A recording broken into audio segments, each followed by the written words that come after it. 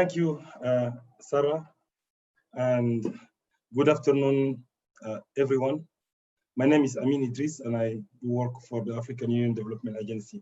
So, science and African Renaissance is quite a big subject, but let me start my remark with the 2018 WIPO statistics. So, in 2018, the world have recorded about 3.17 million patents.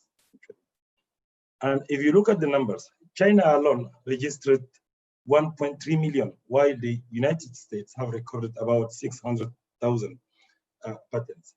So about half of the Chinese patents.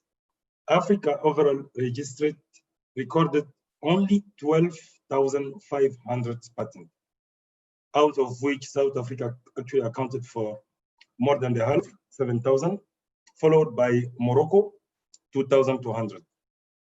And now, if you look at this is about the patents. If you go in terms of trademarks, WIPO recorded in 2018 about 12 million filing activities.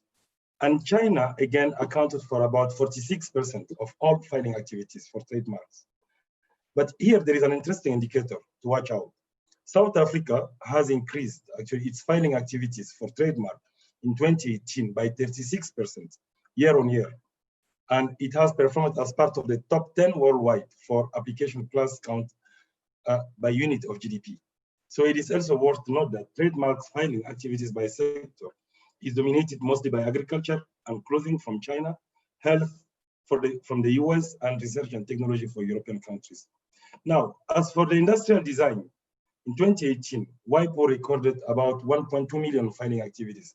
So 50% of all industrial design filing activities were again from China, and the rest is distributed between the United States, South Korea, Japan, European countries. In Africa, and from Africa, actually, we have Morocco, South Africa, and Egypt. Those are the only 3 countries in Africa that have submitted filing requests for industrial design. In fact, South Africa, Morocco, and Egypt, and this is very good news, they are even ranked among the top 10 countries for industrial design filing activities, according to the WIPO report for 2018. So the WIPO report actually is very interesting in many points, and I would like to share with you a few observations. So number one, the statistics actually give the impression that there is a strong causality between the number of patents in a specific country and its political system. Many social scientists already demonstrated the fact that a political system characterized by freedom of thought and freedom of speech is good for science. But if you look at the number again very carefully and you go into some details by country, you will see that the number of patents does not necessarily correlate with the freedom of speech. In fact, there are countries that have a very high number of patents recorded, but a very tight and very closed political system. And I will come back to that later. The second observation is that it seems there is a strong correlation as well between number of patents and the GDP. In fact, the 2 biggest players here in that report are China and the US. And they are 2 biggest actually world economy, probably the most wealthiest economies in the world. But here again, if you look at carefully the data, you will notice that there are countries with quite modest GDP that have produced an incredible number of patents. That clearly tells that GDP is not all, it's not the only driver. There might be some other factor, which of course have something to do with money, obviously, but it is probably more than money only. And the third observation is that in most of the countries, being the US or China or even South Africa, private sector is the biggest sponsor for patent actually production. And if you look at again carefully the report, you will see that the only African countries that exceeded 1,000 patents are the ones that have a very strong private sector. But not only this, private sector in those countries, especially in Africa, is much better organized, formalized, and structured than in any other African country. So the lesson here is that private sector, especially the informal private sector, is not going to help producing science, technology, and innovation. Probably, if we keep them in the form that they are today. Now, when looking into the history of developing countries that are currently trending in science and technology and innovation with regard to patent production, there are 5 factors that play a very important role. Number one, strong public sector. with transparent and solid governance. Number two, huge public investment to create the necessary conditions to emulate research. Number three, extremely competent private sector, including dynamic banking sector. And number four, a top-notch education system. And finally, probably the most important factor, a very strong cultural identity. Now, you will see that the above factors are not rocket science, and any African country actually can really put them in place to create the conditions that are needed to drive research, science, and technology. But it seems that we are not, or we are having difficulties. So the question is, why?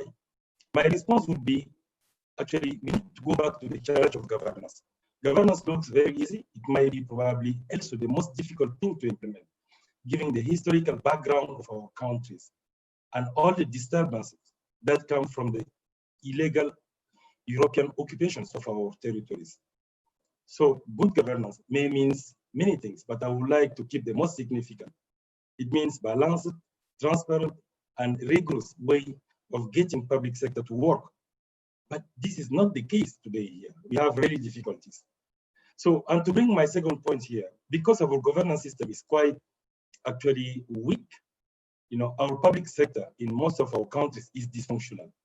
And without a functional public sector, sorry, you cannot actually really run science. It's very difficult. Now, unless we change the public sector, I think that we will still be facing problems.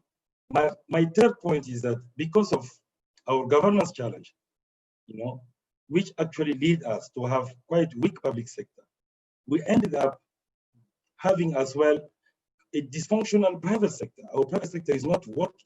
It's working. People, in fact, are surviving. Out of the 95 million micro, small, and medium enterprises in Africa, less than 8% are registered and work in a modern and functioning way. So, of course, it's not their fault. It just means that public sector must step up, actually, its work. That's actually extremely important. So, because of those challenges, I would say challenging governance, weak public sector, informal private sector, with a very weak actually banking sector. I think we are facing difficulties. Now, with all of those things that I have just said, does it mean that we cannot conduct research? Of course we can. And Africa have done great in the past. And our history is full of examples of great African scientists and contributors to the global science. But with today's challenge, the global crisis, can we really bring back our science and start telling our own narratives? I would say we should, actually. And why we should recognize that the world is changing. We have also scientists who are really doing their best. We should actually step up our game. We should create the conditions, and those conditions start with a solid governance, well-organized public sector, well-organized private sector. Those are the very key and minimum conditions that we need to put in place. Then from that, I think we need as well really to push to have a solid education system. And as the professor has said, we need as well to step up the history, the story, start telling our own narrative, our history, and finally telling the world, what Africa is and how Africa can contribute this to the science, using our own words, our own languages. So the Renaissance actually is there. But again, I do believe that we still have some steps, the steps of governance, the step of strong public sector, the step of strong private sector, the step actually of strong education system, and really the most important step, developing and owning our own cultural identity. I thank you for your attention.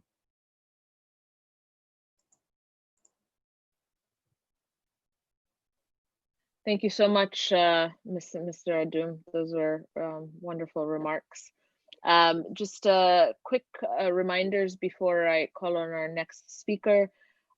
Please send your questions over through the Q&A. We are collecting all the questions and then we'll pose them to the speakers during the Q&A session.